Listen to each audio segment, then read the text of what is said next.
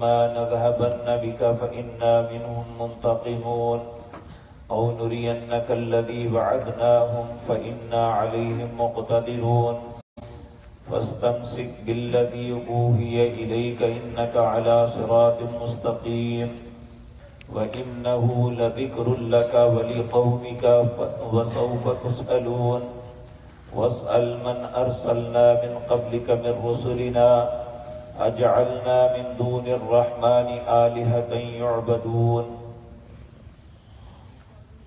حضرات محترم، کل کی مجلس میں یہ بات عرض کی تھی، جب کوئی بھی شخص رحمان کے ذکر سے اعراض کرتا ہے تو اللہ اس کے دوست شیطان بنا دیتا ہے، اور پھر اس کی بدقسمتی یہ ہوتی ہے کہ وہ ہر اچھے رستے سے اسے روک دیتے ہیں۔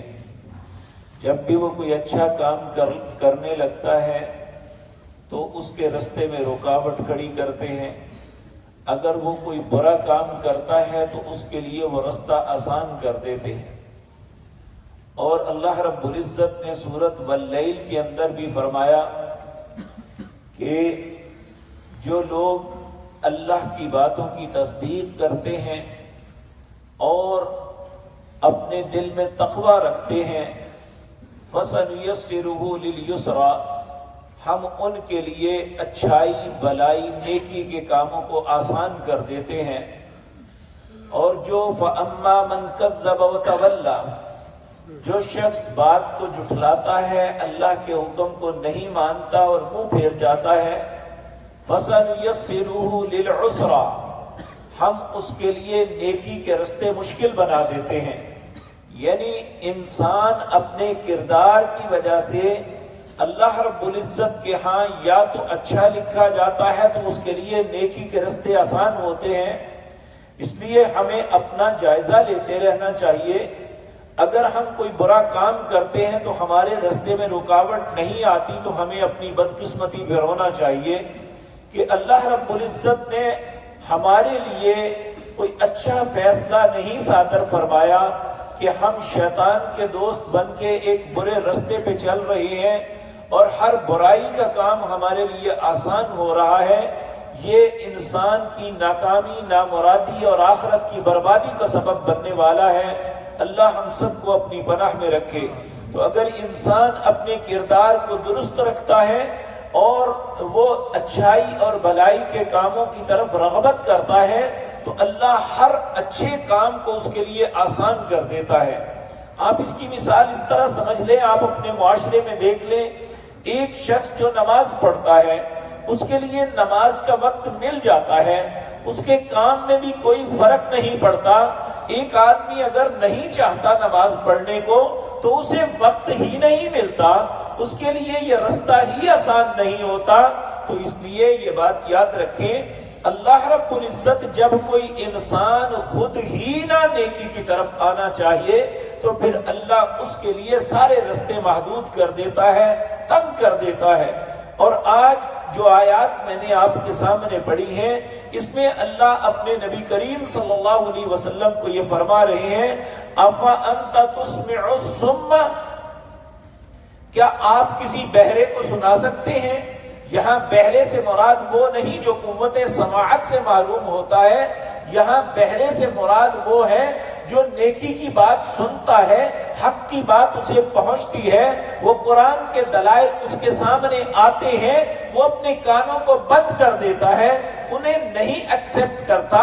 اور اسی طرح فرمایا او تہدی العمی، کیا تم کسی اندھے کو ہدایت دے سکتے ہو جس نے اپنی آنکھیں حق سے بند کر لی ہیں، جو حق کو پہچاننے کے لیے تیار نہیں ہے؟ کیا آپ اس اندھے کو ہدایت دے سکتے ہیں؟ وَمَنْ كَانَ فِي ضَلَالٍ مُبِينٍ، یا جو شخص گمراہی، کھلی گمراہی میں مبتلا ہے، کیا اسے ہدایت کی طرف لا سکتے ہیں آپ؟ اور یاد رکھیں کہ نبی کریم صلی اللہ علیہ وسلم کے چچا ابو طالب کا واقعہ بہت بڑی مثال ہے کہ باوجود اس بات کے کہ اس نے رسول اللہ صلی اللہ علیہ وسلم کی نبوت کو پوری طرح پہچانا تھا، اور لیکن اپنے آبا کے دین کو نہ چھوڑا، حتیٰ کہ جب اس کا آخری وقت آیا تو نبی کریم صلی اللہ علیہ وسلم بنفس نفیس اس کے پاس تشریف لے گئے اور اسے کہا چچا ایک مرتبہ کان میں کلمہ پڑھ دے، اللہ کو کہنے والا تو بن جاؤں گا۔ وہاں بدبخت ابو جہل تھا، اس نے کہا باپ دادے کے دین کو مرتے وقت نہ چھوڑنا۔ انہوں نے ایک ایسی بات کہی، کانپ جاتا ہے انسان۔ انہوں نے کہا کہ مجھے معلوم ہے کہ آپ ٹھیک ہیں، لیکن میں آر سے کہ لوگ مجھے آر دیں کہ مرتے وقت ڈر گیا تھا، میں نار کو پسند کرتا ہوں، یعنی آگ میں جلنا پسند کرتا ہوں۔ اتنا بھی انہیں پتا تھا کہ اگر اللہ اور اس کے رسول کی بات نہ مانی تو اس کے لیے آگ ہے، اور اگر میں نے اپنے آپ پہ قائم رہا تو ہمارا انخ قائم رہے گی کہ چودھریوں کا بیٹا تھا، اور انہوں نے ویسے ہی مرتے وقت ڈر کے اپنے دین کو نہیں چھوڑ دیا۔ یعنی یہ وہ باتیں ہیں جو انسان کو اللہ کی نظروں میں اس طرح بنا دیتی ہیں کہ وہ بہرا ہے، وہ اندھا ہے، وہ گمراہی میں ہے۔ تو اللہ کہتے ہیں پھر آپ کیسے ہدایت دے سکتے ہیں؟ جب ابو طالب فوت ہو گئے تو سیدنا علی رضی اللہ تعالی عنہ، دکھ تو بیٹے کو بھی تھا کہ باپ اسی طرح دنیا سے چلا گیا، اور آپ کے پاس آ کے بڑے جذباتی انداز میں فرمانے لگے یا رسول اللہ صلی اللہ علیہ وسلم، یہ نہیں کہا میرا باپ فوت ہو گیا، کہا آپ کا مشرک چچا فوت ہو گیا۔ نبی کریم صلی اللہ علیہ وسلم کے دل کو شدید رنج پہنچا، اور اس وقت اللہ نے پھر یہ آیتیں اتاری، انک لا تہدی من احببت ولکن اللہ یہدی من یشاء۔ ضروری نہیں جس سے آپ محبت کرتے ہیں اللہ اسے ہدایت دے دے، ہدایت اللہ کے پاس ہے، جس کو دینا چاہے دیتا ہے۔ ہدایت اللہ کے پاس کا مطلب کئی دفعہ عرض کر چکا، اس کا یہ مطلب نہیں ہے کہ اللہ باز کو ہدایت دینا ہی نہیں چاہتا۔ ہدایت اس کو نہیں ملتی جو ہدایت کو قبول نہیں کرنا چاہتا۔ جب ایک آدمی ہدایت کو قبول ہی نہیں کرتا، پھر اللہ اولئک الذین طبع اللہ علی قلوبہم، اللہ اس کے دل پہ مہر لگا دیتے ہیں۔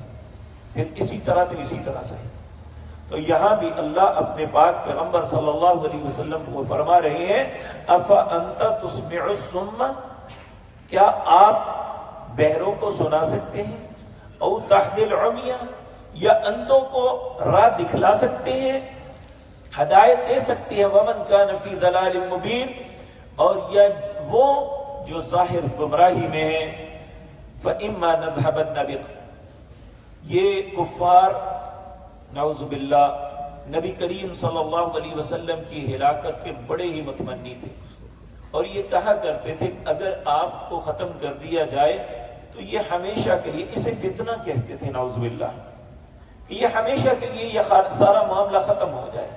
تو اللہ رب العزت فرماتے ہیں یہ ان کی خواہش اگر پوری بھی کر دوں، فإما نذهبن، اگر آپ کو لے بھی آؤں واپس، یعنی آپ اس دنیا کو چھوڑ کے واپس میرے حضور آ بھی جائیں، فإنا منهم منتقمون، ان سے پوچھو یہ میرے انتقام سے بچ جائیں گے۔ یعنی آپ کا دنیا میں رہنا تو ایک برکت کا سبب تھا، اور آپ کا جب تک آپ دنیا میں رہے، یہ ان کے اوپر بھی اللہ کا احسان تھا کہ اللہ جب تک نبی موجود ہو عذاب نہیں کرتے۔ کہا اگر میں آپ کو لے بھی آؤں تو فإنا منهم منتقمون، کہ اب یہ میرے انتقام سے بچ جائیں گے۔ فإما نرينك الذي وعدناهم فإنا عليهم مقتدرون، اگر ہم چاہیں تو جو آپ سے وعدہ کیا ہے کہ انہیں عذاب دوں، آپ کے سامنے بھی دوں، تو فإنا عليهم مقتدرون، میں اس بات پہ قادر ہوں، میں ایسا کر سکتا ہوں۔ لیکن اللہ کے ایسے قانون اور اصول ہیں، اللہ اپنے اصولوں کو نہیں چھوڑتے۔ تو اللہ کا اصول کیا ہے کہ جب تک نبی موجود ہوں اللہ عذاب نہیں کرتے، لیکن یہاں بتا دیا اگر میں چاہوں فإنا مقتدرون، میں اس بات پہ قدرت رکھتا ہوں کہ ایسا کر سکتا ہوں۔ تو اب اللہ اپنے نبی کو تسلی دیتے ہیں کہ ان کی بے راہ روی، ان کا دین کو قبول نہ کرنا، اس پہ آپ دل برداشت کا نہ ہو۔ فاستمسک بالذی اوحی الیک، آپ اس چیز کو مضبوطی سے تھام لیجئے جو آپ کی طرف وحی کی جاتی ہے، یعنی قرآن یا اللہ کے فرامین، انہیں مضبوطی سے پکڑ لیجئے۔ انک علی صراط مستقیم، تیرا رب گواہی دیتا ہے کہ سیدھے رستے پہ صرف آپ ہیں۔ وہ سیدھے رستے پہ ہوگا جو آپ کے طریقے پہ چلے گا، جو آپ کی اطاعت کرے گا صلی اللہ علیہ وسلم۔ اللہ رب العزت فرماتے ہیں انک علی صراط مستقیم، یقیناً آپ سیدھے رستے میں ہیں، وانہ لذکر لک ولقومک، یہ نصیحت آپ کے لیے بھی ہے، یعنی یہ نہیں ہدایت پاتے تو یہ ان کی بدقسمتی ہے، اور قوم کے لیے اگر نہیں پاؤ گے تو تمہارے لیے عذاب ہے، العیاذ باللہ۔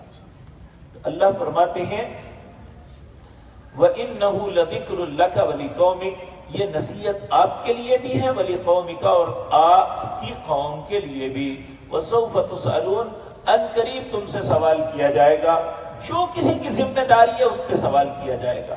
آپ دیکھیں نبی کریم صلی اللہ علیہ وسلم جب آپ حجۃ الوداع پہ گئے تو حجۃ الوداع کا خطبہ دیا تو عرفات کے اندر اپنے خطبے کے اختتام پہ آپ نے لوگوں سے پوچھا، لوگوں اللہ نے جو امانت مجھے دی تھی وہ میں تم تک پہنچا دی ہے؟ لوگوں نے کہا ہاں آپ نے پہنچا دی ہے۔ پھر آپ نے فرمایا لوگوں کیا وہ امانت جو اللہ نے مجھے عطا کی تھی میں نے تم تک پہنچا دی ہے؟ لوگوں نے کہا ہاں۔ پھر آپ نے اوپر انگلی کی، اے اللہ تو بھی گواہ ہو جا، جن کے پاس تو نے بھیجا تھا یہ سب لوگ گواہی، 1,00,000 سے زیادہ لوگ اس وقت موجود وہاں گواہی دے رہے ہیں، اے اللہ میں نے جو تو نے مجھے ذمہ داری عطا کی تھی میں نے اسے پہنچا دیا، آپ پوچھ لیں۔ یعنی اللہ رب العزت کے ہاں سوال سے کوئی نہیں بچے، جو کسی کی ذمہ داری ہے اللہ اس ذمہ داری کا سوال کریں گے، حتیٰ کہ نبی کریم صلی اللہ علیہ وسلم کو بھی یہ بات کہی جا رہی ہے کہ آپ سے بھی سوال ہوگا کہ اللہ نے جو آپ کو ذمہ داری لگائی تھی کیا وہ ادا کرتی ہے؟ تو یاد رکھیں ہمیشہ سے ہر اچھا انسان یہ بات کہتا آیا ہے کہ نبی کریم صلی اللہ علیہ وسلم کو جو اللہ نے امانت دی تھی انہوں نے پوری امانت داری سے وہ امانت لوگوں کے سپرد کر دی۔ آج دیکھیں 1439 سال گزر گئے، ہمارے پاس وہ امانت موجود ہے جس کا نام قرآن ہے، ہمارے پاس رسول اللہ کا طریقہ موجود ہے، اور جس طرح آپ کے سامنے آپ کے حکموں کو سن کے لوگ عمل کرتے تھے آج ہم وہی عمل پڑھ کے کر سکتے ہیں۔ جس طرح اللہ نے ایک ایک لفظ نبی کریم صلی اللہ علیہ وسلم کی ذات مطہرہ پر قرآن کا اتارا تھا اسی طرح موجود ہے، اور رسول اللہ کے فرامین صحیح احادیث کی صورت میں موجود ہے۔ وہ باتیں نہیں جو آپ پہ جھوٹ گھڑے گئے ہیں، جس کا پتہ بھی چل جائے کہ یہ رسول اللہ پہ جھوٹ ہے تو پھر وہ رسول اللہ کی طرف منسوب کرنا یہ اس بیان کرنے والے کی بدقسمتی کی علامت ہے، العیاذ باللہ۔ اللہ رب العزت فرماتے ہیں وَإِنَّهُ لَذِكْرٌ لَكَ وَلِقَوْمِكَ، یہ آپ کے لیے بھی نصیحت ہے، وَلِقَوْمِكَ، اور آپ کی قوم کے لیے، وَسَوْفَ تُسْأَلُونَ، ان قریب تم سے سوال کیا جائے گا۔ ان سے سوال یہ ہوگا کہ تمہارے پاس رسول نے بات پہنچائی؟ سورۃ ملک میں آتا ہے کہ تَكَادُ تَمَيَّزُ مِنَ الْغَيْظِ كُلَّمَا أُلْقِيَ فِيهَا فَوْجٌ سَأَلَهُمْ خَزَنَتُهَا، جہنم اس دن اس طرح ہوگی جس طرح غصے میں پھٹ جائے، اتنا چنگاڑے گی۔ کلما القی فیہا فوج سألہم خزنتها، جب بھی کوئی گروہ وہاں لا کے جہنم میں پھینکنے کے لیے لایا جائے گا، وقال لهم خزنتها، جہنم کا دروغہ پوچھے گا الم یأتیکم نذیر، کیا تمہارے پاس کوئی ڈرانے والا نہیں آیا تھا؟ قالوا بلا، کہیں کہ کیوں نہیں آیا تو تھا، قد جاءنا نذیر، ڈرانے والا تو آیا تھا، لیکن ہم نے کیا کیا؟ فکذبنا وقلنا ما نزل اللہ من شیء، ہم نے اسے جھٹلا دیا، ہم نے کہا تم پہ اللہ کی طرف سے کچھ نازل نہیں ہوا، اور ہم تو بہت بڑی گمراہی میں تھے۔ اے اللہ ہم سب کو معاف فرما۔ میرے عزیز بھائیوں، اللہ رب العزت فرماتے ہیں وَإِنَّهُ لَذِكْرٌ لَكَ وَلِقَوْمِكَ وَسَوْفَ تُسْأَلُونَ، پھر فرمایا وَاسْأَلْ مَنْ أَرْسَلْنَا مِنْ قَبْلِكَ مِنْ رُسُلِنَا۔ آپ سوال کیجئے، وہ دیکھیے پہلے آپ سے جتنے بھی رسول بھیجے میں نے، اجعلنا من دون الرحمن آلہہ، کسی نے اللہ کے علاوہ کسی کو معبود بنایا کہ اس کی عبادت کی جائے؟ جب نہیں بنایا تو پھر آپ بھی یہ سمجھ لیں کہ اللہ کے علاوہ کسی کی عبادت نہیں ہو سکتی۔ سجدہ اللہ کے لیے، تعظیم اللہ کے لیے، اور اطاعت اللہ رب العزت کی، حرام اور حلال کا حق اللہ رب العزت کے پاس۔ جب یہ ساری قوتوں قدرتوں کا مالک صرف اللہ ہے تو پھر عبادت کے لائق بھی صرف اللہ ہے۔ اللہ رب العزت یہ بات مجھے اور آپ کو سمجھنے کی توفیق عطا فرمائے۔ اللہ ہم سب کو توحید پہ زندہ رکھے، اسی پہ موت نصیب فرمائے۔ اقول قولی ھذا واستغفر اللہ۔